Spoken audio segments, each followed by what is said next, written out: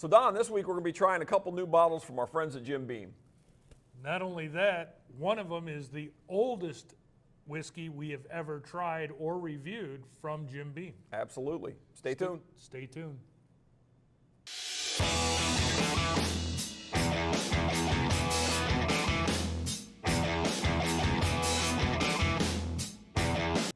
Hi, welcome to this week's edition of What's New at Charlie's. Well, this week we're going to be trying a couple new bottles from our friends over at Jim Beam. These are all part of their small batch collection. And we have a Knob Creek 18-year-old, and we have a Basil Hayden Malted Rye. And we also have my good friend, Mr. Don Williams, the Bourbon Fool. Don, what's up, buddy? You know what, Charlie? A malted rye and an 18-year-old whiskey. It's going to be an interesting challenge here. That is going to be a mix. Yes, I'm excited to try it. So the 18 came out last year. We didn't get any. So it's not technically a new whiskey, but it's new to us. Yep. And then the Malted Rye is brand new, just came out. So, we thought we'd put them together.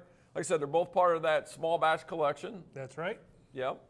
And tell us what you know about them, Don. Well, you know, the interesting thing when you talk about small batch collection, this is now in a relatively short period of time, 3 of the 4 we've reviewed. Yeah, right, yeah. So we reviewed your bottle of Booker's, and now we're going to do Knob Creek 18, Basil Hayden, and then the only one missing is Baker's.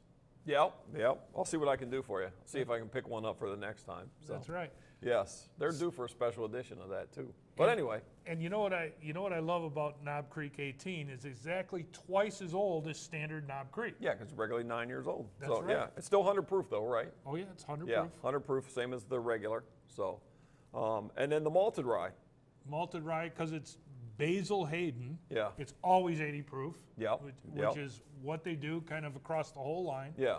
And this is 100% malted rye. So when you say malted, what do you mean by that, Don? So when it's really it confused me for a long time, but really it means that they allow the malt to sprout before they add it into the mash bill, and actually it kicks in enzymes and actually gets the fermentation process going, and it gives it kind of a more balanced, a more easy floral type finish. Okay. Than just raw rye.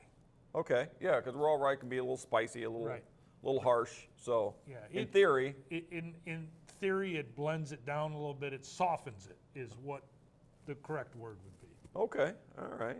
So I think we should start with the malted rye since this is going to be lighter. Yeah, I think so. Let's do with that. So I'm going to go ahead and open it up now. Anything else you want to add about this, or? Well, for those of you watching at home, it's always good when you're going to sample multiple whiskeys, if one is a lower proof, to start with the lower proof.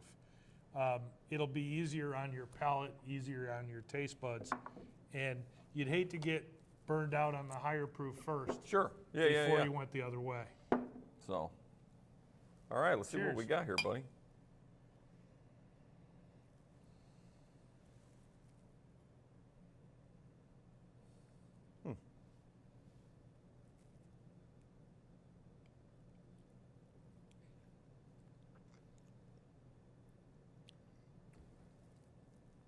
It is a lighter rye. Yeah, it's got a lot of flavor. Yeah. Yeah, but it almost has this softness to it. Mm-hmm. But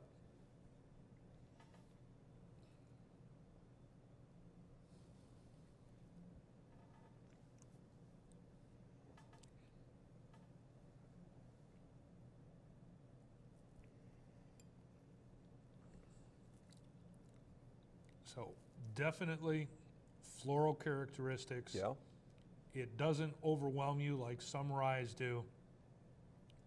With rye, I get a lot of really freshly cut grass kind of. Yeah. This is not like that. It's a little bit softer than that. Dude, I'm getting a bit of honey. Yeah, I got a little bit of honey. I thought it was just me. Yeah, no, that's why I was sitting here thinking about it before I said it. But yeah, a couple tastes, it's still there. Yeah.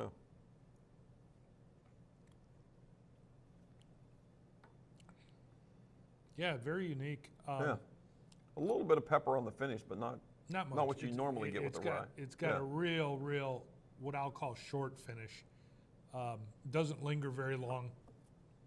So we were just before the video discussing the multiple versions of this basil. I think this is one of my favorites. You know, it's interesting. Yeah.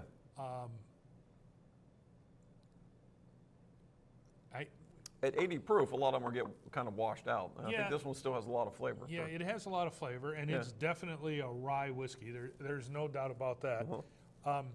I almost personally prefer the rye that isn't malted, that gives you that little bit Punch in the face? bigger hit of spice. Yeah, right.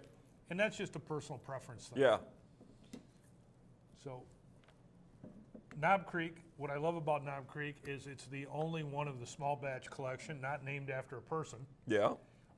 but it's named after a historic creek that we mentioned in a previous video before, was Abraham Lincoln's boyhood home was actually on Knob Creek.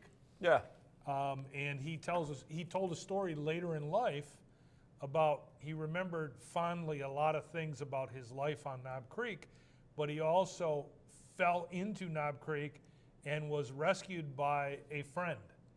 He almost drowned. So he talked about that later in life. And that friend was Booker No. A little bit wrong generation. Not really. But anyway, very interesting story. Cheers, bud.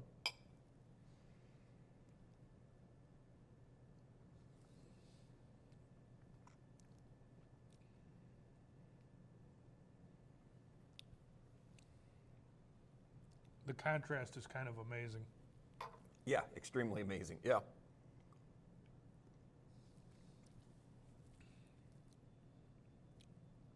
So it has traditional caramel, but it's more like a burnt caramel. Yeah, I get charcoal. Yes. Like charcoal. Yeah. Yeah. And again, not in a bad way. Just a lot of time in the barrel. yeah. So a little bit more wood.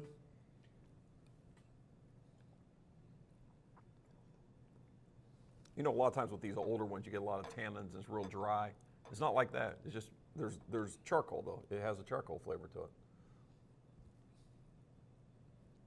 So a little bit of red fruit.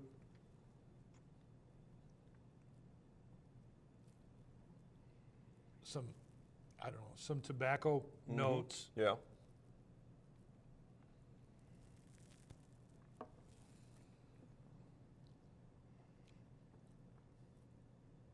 Almost a little bit of kind of a leathery feel too. Very interesting, and even though it's only 100 proof, it kind of hits harder than 100 proof. It does. It drinks a little hotter than 100 proof for sure. Yeah. All in all, that's a real whiskey. That is a real whiskey. That's solid. That's really good. Yeah, there is two complete different ends of the spectrum here. And I'm really, really happy we tried the lower proof first. Yes. Because this one hits above its pay grade a little bit. Uh-huh.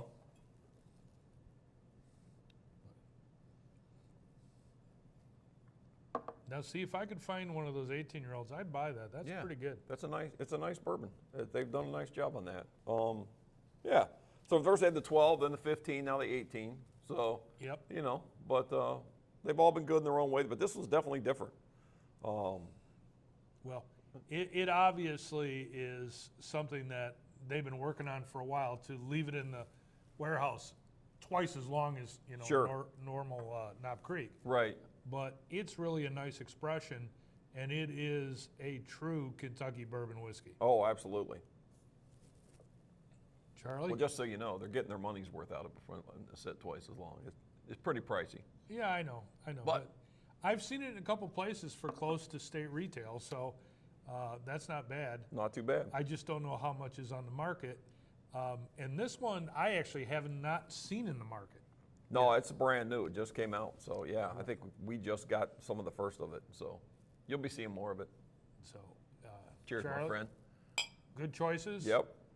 Thank you, everyone. Come give them a try. So, we got something if you like your whiskey light or you like it heavy, we got something for everybody right here at Charlie's. Yeah. And if you want to contrast like we just did, try them both. And you'll be amazed at how different two whiskeys can be. Absolutely. Just try that one first. Cheers, buddy. Cheers. Thank you.